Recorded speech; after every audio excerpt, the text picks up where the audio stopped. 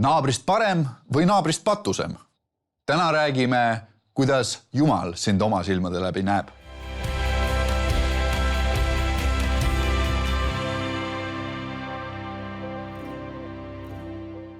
Tere tulemast tagasi saatesse Meistritöökojas. Hea meel, kui sa oled meid kuulamas, vaatamas. Täna on meil üks eriline külaline. See on hea sõber, Jakob Jürist. Tere tulemast. Tere. Jakob, mina sind tunnen. Me käime ühes koguduses. Ja mul on hea vend kutsuda sind siia saatesse ja rõõmus meel, et sa oled siia tulnud. Aga kõik sind ei tunne veel. Palun, natuke jaga meile. Kes sa selline oled? Kus sa tuled? No nii palju, kui ma ennast tunnen, siis ma olen 23 aastane hetkel. Varsti on sünnipäev. Sinna natuke aega. Ma olen pärit Peipsi äärest. Kaugema nurgameestele ma ütlen, et ma olen Tartu poiss. Lihtsalt koht, kus ma pärit olen, lihtsalt see on niisugune väike küla. Aga terve oma lapsepõlve seal elanud gümnaasiumini välja ja pärast seda läksin piiblikooli. See oli Tallinnas. Läksin Kaitseväkke, see oli Tallinnas. Olin mõned kuud välismaal, see ei olnud Tallinnas ja pärast seda läksin tööle vanglasse, olin natuke aega seal ja täna õpin Sisekaitseakadeemias, õpin politseinikuks, politseiametnikuks täpsemini. Wow. Nii et... mundris poiss. Ütleme, et mul on olnud väga ägedad võimalused elada mitmes erinevas kohas.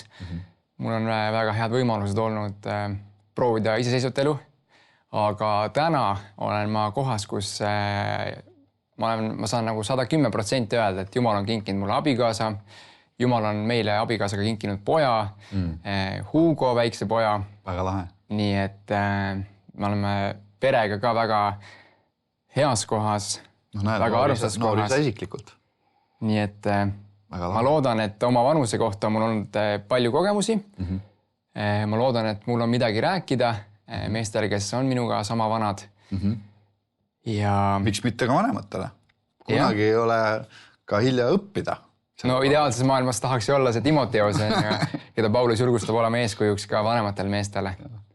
Nii et jah, siuke taust, kristlik kodu, suurem osa küll ma olen kasvanud emaga, aga meil on olnud väga tugev suguvõsa, väga nagu jah, ütleme, tugev suguvõsa just usklikus mõttes ka ja see on andnud väga suure panuse sellesse, kus ma täna olen. Just minu päästetud saamise loos, selles, kes ma olen ja miks ma olen selline, nagu ma olen.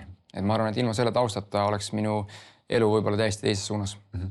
Vaatan ka, et ma su vendi tunnen, aga võib-olla teistele ka, et tõesti, te olete lasterikast perest tegelikult, et see on gift ja kas sa oled kõige vanem vend või kuidas teil läheb?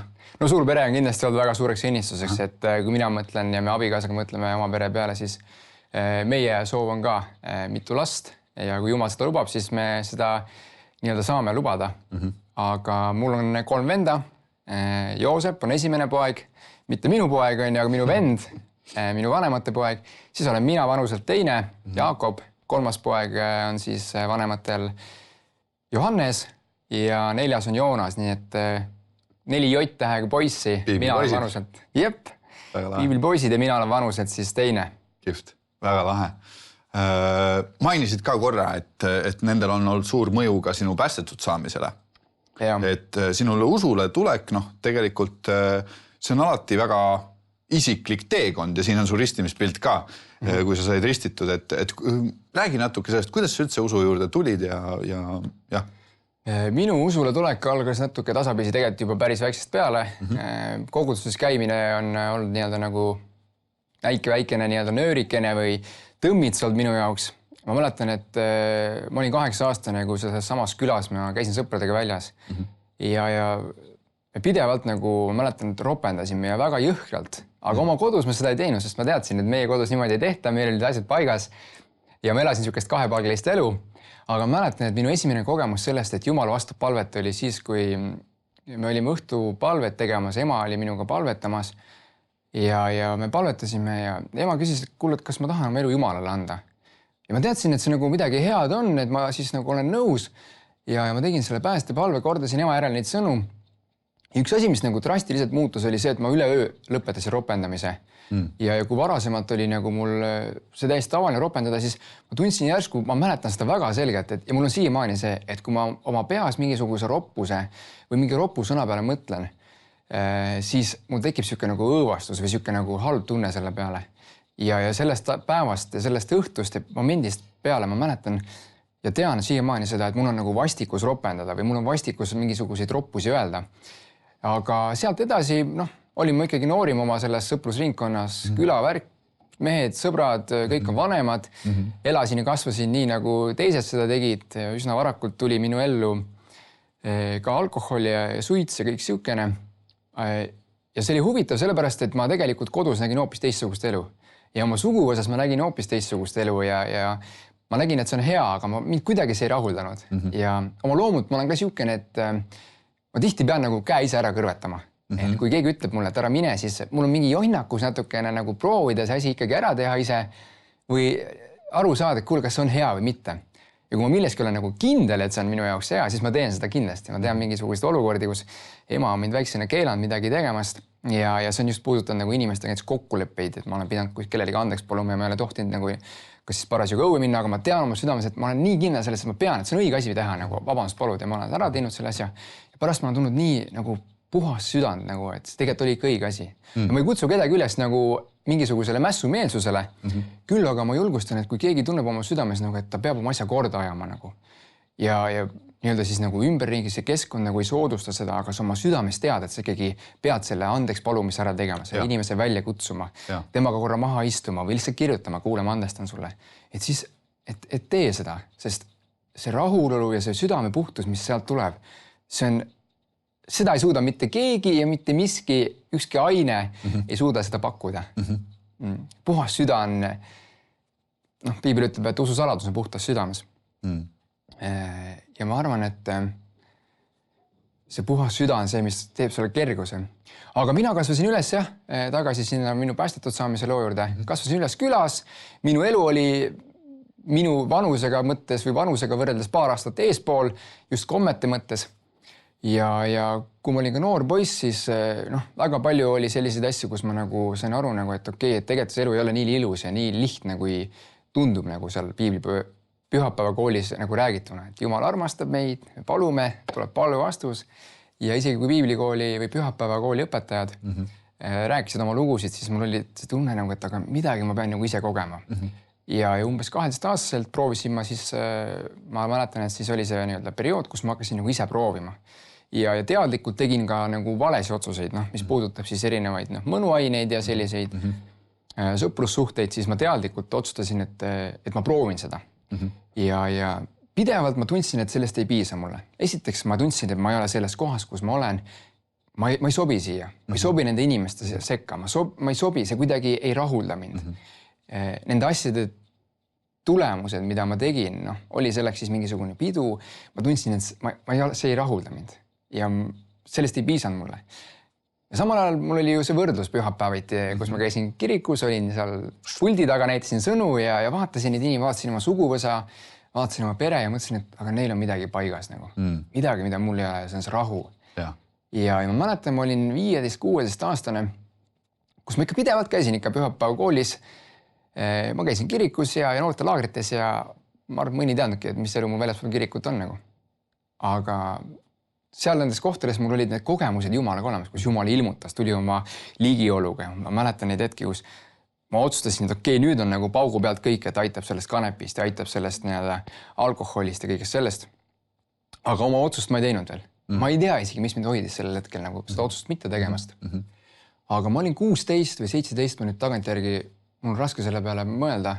Mul on see küll kirjas, 8. aprill, aga ma mäletan, et mul oli üks kogemus, üks ilmutus sellest, et ma nägin ühte sükest vaimuvõitlust. Ja ma nagu mäletan, et ma nägin, kuidas Jumal ja kurat nagu mõlemad võitlevad minu pärast. Ja ma olen nagu mõlema jaoks oluline. Nad on nõus nagu kõik nii-öelda andma minu jaoks.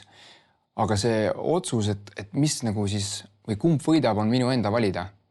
Ja see oli see koht, kus ma sain aru nagu, et okei, aga ma tegelikult tahan Jumalat. Ja ma mäletan, et see oli üks ilmutus.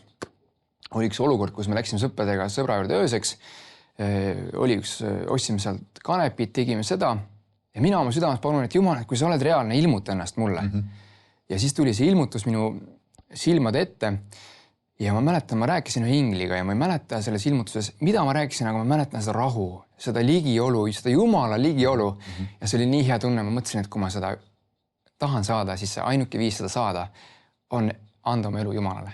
Ei aidanud ükski sõber, ei aidanud ükski sõbranna või tuttav või mingisugune muu olukord. Ei aidanud mitte keegi seda saada, mida ma olin Jumalaga või Jumala ligiolus kogenud. Ja ma läksin koju, ma panin põlved maha, ütlesin, et Jumal, et ma annan oma elu sinu kätte.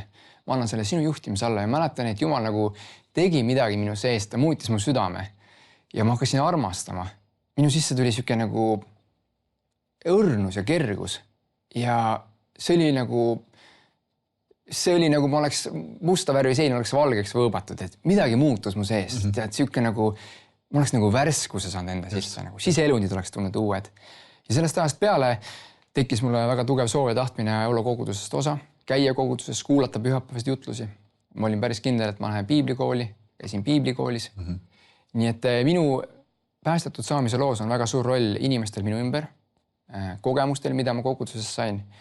Ja ka sellest isiklikust otsusest, eks ole? Sellest isiklikust otsusest, jah. Ma võtan selle enda kätte, ma palvetan issand sinu poole, et see olukord, kus ma olen, ma ei rahuldu sellega.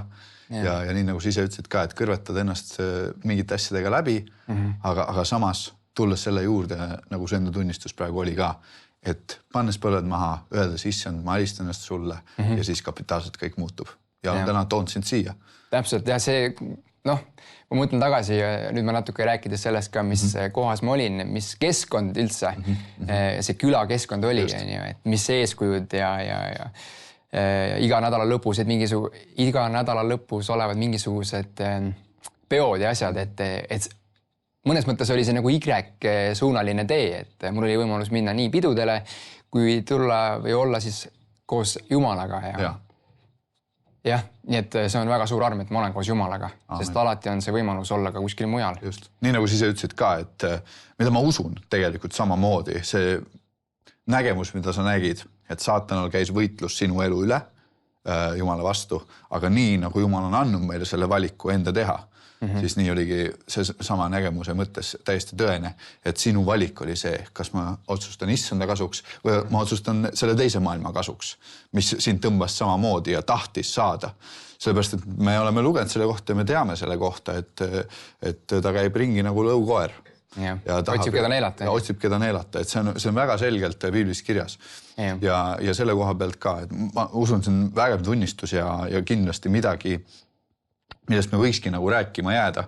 Et ma usun, et praegu on ka nagu väga palju neid mehi, kes kuulevad või kes kõnnivad või kes on võib-olla terve elu mõelnud selle peale, et ma otsustan selle maailma kasuks.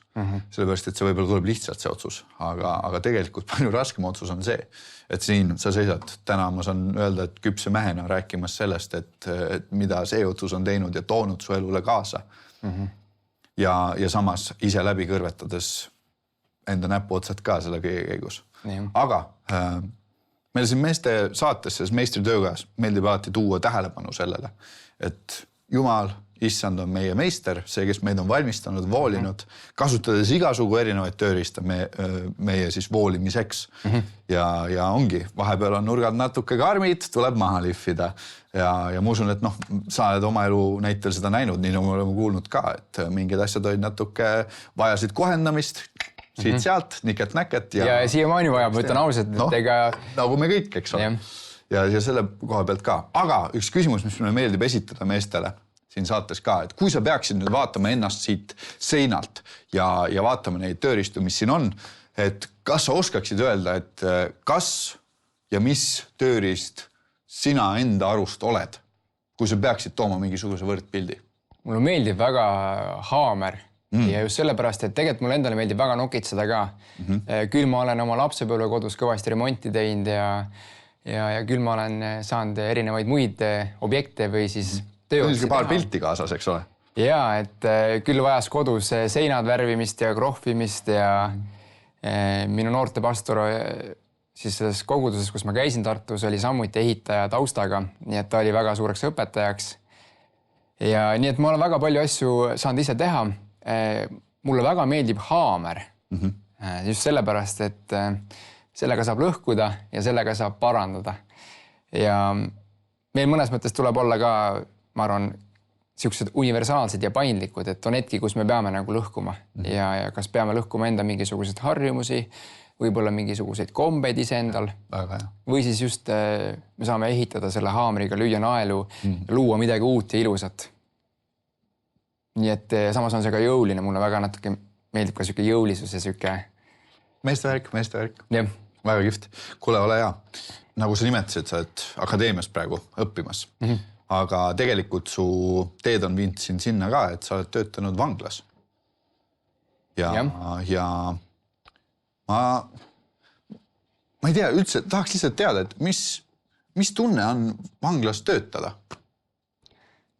No alguses kindlasti oli mul väga siuke nagu filmilik ettekujutlus, väga palju actionit, väga jõuline ja kindlasti tuleb olla seal jõuline, et tuleb nagu olla valmis selleks, et tuleb kasutada füüsilist jõudu siis olukordades, kui on vaja kedagi rahustada, sekkuda, et lõhkuda mingisugused tülid. Aga mulle tegelikult meeldis seal nagu, sest esiteks ma olen oma loomult siuke suhtleja. Mulle meeldis inimestega suhelda, mulle meeldib lahendusi leida. Nii et see oli siuke nagu põnev periood. Ma läksin sinna ka teadlikult selle füüsilise töö pärast, nii-öelda ka vaimse töö pärast, et natuke nagu oma aju kruttida, seda panna, pingestada. Et see oli nagu äge kogemus, mis ma seal töötasin. Kaua sa olid seal tööl? Ma olin peaaegu, et aasta, võib-olla aasta mõned kuud peale. Ja kui ma ei eksi, siis tegelikult sa kohtasid ühe erilise inimesega seal ka. Jaa, minu abikaasa on see, kellega ma vanglas kohtasin. Rahu on ju, või siis, aga ta oli meditsiiniõde, nii et tööalaselt kohtusime. Mitte selles mõttes, et oleksin kuidagi kinnipeetavaga midagi sahkerdanud. Minu abikaasa oli meditsiinitöötaja ja temaga me kohtusime, tegime koos tööd ja üks hetk vesteldes siis nii-öelda tema töökabinetis me arutame, nagu räägime elust ja ta räägib nagu, et mis on temaks olulised, mis on need väärtused, mida ta perelt ootab, mida ta oma tulevaselt abigaasalt ootab ja ta räägib ja ma mõtlen, et kuidagi maru tuttav jutt on. Casual jutt. Lihtsalt muu seas ja mina nagu ei suutnud, mu abikaasa väga meeldib mulle, ta on tohutult ilus ja eks mul muidugi oli ka nagu tema juures hea olla seal viibida ja ta räägib ja ma lõpuks nagu ei tea mina, et ta oleks kristlane, ei tea tema, et mina oleks kristlane olnud. Aga ma saan, et jutt on kuidagi nagu maru nagu kahtlane või kuidagi siuke tuttav nagu. Ja siis, hea kahtlane. Heas mõttes kahtlane nagu. Ja siis lõpuks kogu selle jutuajamise lõpus ma võtan lauast kinni või küsin, et kuule, kas sa oled kristlane või? Ja abikaasa läheb näost natuke punaseks ja ütleb, et jah, et ma olen küll kristlane nagu. Ja mina võtsin, ossa poiss, mul oli nii siuke äks täis, et läksin kohe nagu vurtsu täis ja päev otsa nii-öelda perutasin mööda seda vangla territooriumi ringi, tegin oma tööd ja olin rõõmus, et küll mul oli siis ikka põhjust uuesti tema juurde sinna meditsiinikabinetti minna. Muidugi, vaja ikkagi kõik vestlused läbi pidada, mis siis usulised veendumised on ja kuidas ja mis ja siin me täna oleme, on ju. Kuule, väga kihvt. Tõesti lahe lugu ja... Aga nüüd kuidagi selle koha pealt veel, mis nagu perspektiivi läbi sa vaatad neid, kes on võib-olla elus eksinud rohkem, niimoodi, et lausa, et nad on selliseid kerke käinud, et nad on jõudnud trellide taha. Et kuidas sa nagu, kui Jumal kutsub meid üles vaatama inimesi enda silmade läbi, siis kas see on olnud sinu jaoks võimalik? Ma arvan, et sellises olukorras aitab väga see arusaamine, et aga mina olen ka samamoodi patustanud ja ma olen täpselt samamoodi eksinud. Et lihtsalt teod, mida inimesed on teinud, on need viinud vanglasse. Ja väga lihtne näide, poevarast tõenäoliselt esimest korda, kui ta varastab, ei lähe kohe vanglasse. Küll aga ta on seda asja teinud siis kas korduvalt või on teinud midagi suuremat, on liikluskuriteo toime pannud, on võib-olla kellegi eluga midagi teinud, et mis iganes, aga ta on eksinud. Ja puht faktiliselt on see nagu väärtegu, see on nagu vale. See on patt nii-öelda nagu kristlikus keeles. Ja meie ka nagu kristlastena, me küll ei riku selle mõttes võib-olla seadust konkreetselt, kui me just kiirust ei ületa, aga see selleks, aga me tegelikult teeme pattu. Ja patt on nagu seaduse rikkumine, see on nagu eksimine Jumala vastu ja tema pandud korralduste vastu. Ja et kuidagi natuke nagu mõista neid inimesi, siis muidugi tundub natuke võib-olla inimlikult sihuke, et tahaks nagu maksimaalselt või tahaks seda õiglust jalule saada. Mingi latt nagu justkui võrdpildis, eks ole. Et see, et mis on nagu õige ja mis on nagu vale. Ja just kui see inimene nagu ei vääriks, et kui me mõtleme ka ajaloos inimeste peale, kes on sooritanud mingid sõjakuritegusid, et siis meil on see inimlik nii-öelda kättemaksu iha või see soov nagu neid maksimaalselt karistada. Aga ma arvan, et seda lihtsam teha siis või mõista seda Jumala armastust nende vastu siis, kui me mõistame seda, et tegelikult me oleme samamoodi eksinud. Ja Jumala silmis ei ole kuidagi isik, kes on vangis rohkem nagu patune kui see, nagu, kes mina olen. Ainuke asi, mis me teravalt vähem väärt kui mina. Täpselt, jah. See inimelu on ikka täpselt samamoodi väärt. Siin aga ma arvan, on oluline ja seda muidugi on raske öelda. Eks see on Jumala otsus nagu inimese üle, aga ma arvan, et siin on oluline suhtumine. Et kui kaks inimest on Jumala ees, siis loeb suhtumine. Ja üks väga hea näide sellest on Jeesuse ristisurm ja kui tema kõrval olid kaks isikut, siis üks neist oli oma suhtumiselt alistav või alistuv ja andestust paluv. Aga see teine oli endiselt kõrk, nii-öelda abi mitte vastu võttev. Ja sellistel hetkedel ma arvan, et jääb nagu määravaks inimese otsus ja soov ja suhtumine Jumala suhtes nagu. Aga Jumala ees on kõik tema lapsed ja oma parimat tahtmist ta tahab kõigile ja armu ja andestust. Ja Jumala arm on lõputu. Ja kui me sinuga arutasime ka see tänast vestlust, mis meil siin on käimas, et üks läbi teema, mis meil oli see, et sa oled kogenud läbi oma elu Jumala armu enda kohal. Küll Kaitseväe näitel, küll selle näitel, kuhu sa oled tänaseks jõudnud isegi vaadates võib-olla oma kirjuda lapsepõlvele. Et täna poisist saan mees ja seda kõike Jumala armu läbi. Et kuidas sa üldse tajud Jumala armu või kuidas sa suhtud sellesse? Ma arvan, et konstantselt ma sellele, ma pean olema aus, ma ei mõtle. Et ma oma loomult olen ka võtan asju suht kergelt, et kui ma olen eksinud, siis ma jätan selle asja maha, ma olen eluga edasi. Aga kui ma nagu mõtlen selle peale just nagu tagasi vaadates, et kus ma nagu täna olen ja kuhu ma olen jõudnud, siis ma saan aru nagu, et see ei ole minu enda võimekusest ja minu enda punnitusest. Sest ma tean seda tunnet, kui ma väga tahan kuskile minna, kui ma väga nagu surun, et ma jõuaksin kuskile. Aga ma siis tunnen, et see ei ole päris õige. Ja ma olen surunud ennast ja nii-öelda pressinud igale poole erinevatele ametikohtadele ja ma ei ole sinna saanud.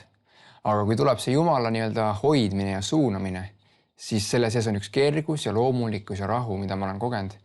Ja nii et kui ma vaatan tagasi sellele, et kus ma täna olen, et siis ma mõistan seda Jumala juhtimist ja armu läbi selle, et ma tean, et see, kus ma täna olen, on Jumala poolt loodud võimalus minu jaoks. Kui ma peaksin nagu nüüd tooma nagu siia selle tasandi, et meil on mehi, kes vaatab seda saadet, meil on võib-olla mehi, kes kuulavad seda saadet ja võib-olla nad ei usu Jumala armu nende elu üle. Mul on sõpru, kes ütlevad, et ma astun kogudusse ja ma lähen põlema, sellepärast, et ma olen nii patune. Et kuidas nagu, mis su sõnum või julgustus nagu neile on, et meie, kes me tuleme kristlikust taustast ja oleme nagu selles mõttes selle koha pealt nagu hoitud olnud, et meil on olnud võimalus nagu ja ligipääs sellele läbi kogu oma elu. Aga need võib-olla, kes on nagu terve elu olnud eemal ja praegu kuulavad seda ja mõtlevad, et millest sa räägid nagu? Ma vastaksin siin seda, et mida Piibel räägib sellest, kui tuleb üks kustunud ja närbunud vend Jumala juurde, et mida siis psalm selle peale vastab, on see, et hõõguvat tahti tema ei kustuta ja rudjutud pilliroogu ta ei murra. Ja tõsi, meil tuleb nagu, kui me oleme teinud nagu mingisuguseid inimlikke eksimusi, meil tuleb sellest vastutust kanda. Kõik trahvid, mida me oleme teinud, me peame ära maksma, kõik selle mõttes rikutud suhted, me peame nende eest vabandust paluma ja me peame nagu vastutama oma tegudest, et me ei saa seda kõike unustada ja nii-öelda mitte kellegi selga panna, sest need on ikkagi meie enda tehtud ja kõik laenud, mis on võetud, need tuleb maksta. Aga kui mõelda nagu siis selle vaimse sfääri peale või selle Jumala inimese vahelise suhte peale, siis Jumal julgustab, et tema ei murra seda rudjutud pilliroogu, mis on juba niigi pekstud ja tema ei kustuta hõõguvat tahti, vaid Jumal hoiab seda kõige armsamat ja tegelikult puruks ja murtud südant Jumal ei põlga, vaid see on Jumala nagu antud õnnistus, et just seda ta vajabki, just seda õrnust ja pehmust ja siirast usku ta vajabki ja usaldust, et Jumal loob sellest ja saab luua midagi uut. Sest nii kaua, kui me oleme kivised ja kõvad, nii kaua on meil eneseuhkus ja nii kaua on meil üks julgus nagu olla ise kõvad vennad ja ära teha kõik asjad. Ja jääb õigust ülegi. Ja jääb õigust ülegi, aga Jumala ees on just see pehme ja siiras süda, et ma olen eksinud. Nii nagu see lugu, kus 2 meest läksid palvekotta ja üks ütles, et Jumal, et ma tänan, et ma ei ole nii nagu see kerjus minu kõrval või siis see vaene mees, ma päris täpselt ei mäleta, kuidas see kirjapilt on. Aga ma tänan, et ma ei ole nagu see mees seal kõrval. Ja teine mees seal palvekojas ei jõudnud pilkugi tõsta, ütles, et Jumal, ma olen nii patuna, anna mulle andeks. Ja Jeesus ütleb, et see mees, kes läks ära ja ei jõudnud pilkugi tõsta, oli see, kes sai oma patud andeks. Et see näitab seda südame hoiakut, mida me võiksime enda sees omada ja kui me seda veel ei oma, siis me võime seda teadlikult enda sees kujundada. Aga Jumal andestab meile, kes on alandlikud, kes on tulevate ette ja on valmis muutuma. Väga hea, Jakob, ja ma tõesti kuidagi ise tunnen ka, et see on väga selge tõde, mida sa räägid, mida nii mitmelgi on vaja kuulda ja võtta vastu. Et see ei ole ainult see, et ma kuulen ja väga hea, jääb sinna paika, tore teada. Aga just nimelt see, millest tihtipeale me nagu inimlikult tahame või ei taha, aga me eksime, on see võrdpildi toomine. Piibel ütleb samamoodi, et pindu märkad venna silmas, aga palki enda silmas ei märka. Et ma arvan, et siinkohal nagu me kõik peame tunnistama seda, nii nagu sina oled täna jaganud ja mina tunnistan samamoodi, et ma olen patune mees ja ma vajan seda armudrooni iga päev. Ja ma vajan lihtsalt seda, et issand tee mind uueks, uuenda mind ja selle meeleparanduse selle läbi on mul võimalus saada tema juurde ka. Aga meie saade on kahjuks ajaliselt jõudnud lõpuni, küll aga meil on alati hea meel siin lõpus anda võimalus saatekülalisele, et kui sa oleksid nii hea ja juhiksid meid palveosaduses. Jah, hea meelega. Jumal, me täname selle võimaluse eest tulla sinu ette ja Jumal, me täname selle eest, et sina oled andnud meile päevi ja sina oled andnud meile hetki ja sa oled andnud meile võimalusi tulla sinu ette. Ja Jumal, sinu sõna ütleb ka, et see on sinu suur halastus, mis annab meile selle võimaluse, et me ei ole otsa lõppenud. Ja Jumal, me palume, et kui keegi on sinu ees, kui keegi on praegu nende valikute keskel ja mõtleb, et kas parandada meelt ja kas tal on üldse võimalust ja võib-olla mõni inimene ei näegi üldse võimalust, ei oska niimoodi mõelda, aga ta teab, et midagi nagu sassis. Siis Jumal, ma palun, et need inimesed julgeksid ja tuleksid sinu ette. Jumal, et sa tõmbaksid neid enda ligi, et sa avaksid selle võimaluse inimestel meelt parandada ja saada oma patud andeks. Aitäh sulle, Jeesus, selle võimaluse eest, selle igavese elu eest. Et me võime Jumala juurde tulla ja saada andeks kõik patud, panna need sinu peale ja seista sinu armust, Jumal. Halleluja. Jumal, sinu ees. Me palume ka nende eest, kes võib-olla on täis julgust ja enesekindlust, seda inimlikku tarkust ja me palume, et me võiksime olla oma südames alandlikud, me võiksime olla oma südames leplikud ja paluda sinu juhtimist ja abi meie südamete üle. Et Jumal, et sinu tasakaal ja hea meel aitaks meil jõuda selle nii-öelda keskkohani, et me ei oleks üleolevad ega uhked kõige selle armu läbi, mis sa oled meile andnud. Ja samal ajal, Jumal, et me ka iseennast ei suruks maha, me iseennast ei laseks vasta muru suruda või ei tõmbaks endale vett peale, vaid et meil oleks lootus ja arusaamine, et Jumal, sa oled andestav Jumal, sa oled armastav Jumal. Ja samal ajal oled sa ka noomiv Jumal, kes juhib ja juhatab meid oma parima äranägemise järgi.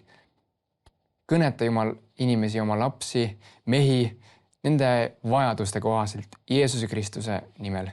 Amen. Amen. Suur tänu sulle, Jakob, et sa oled tulnud oma elu jaganud ja et sa oled meid lihtsalt valgustanud selle koha pealt, mis su enda elu läbi on olnud tõeliseks õnnistuseks. Ja, aitäh kutsumast. Ja aitäh ka teile, kes te olete meid vaadanud, jälginud. Jõudu jaksu edasiseks. Hea vaataja, lõppenud saade on sündinud TV7 ja Nõmme meeste hommiku koostöös. Kui tunned, et kuuldud lugu sind kõnetas ning sooviksid leida kontakte teiste meestega, siis rohkem infot leiad veebilehelt meestehommik.ee. Saated sünnivad vaid annetajate toel. Selleks, et need lood jõuaksid veelgi rohkemate inimesteni üle Eestimaa, saad anda oma panuse ekraanil kuvatud võimalusi kasutades. Oleme südamest tänulikud iga toetaja eest.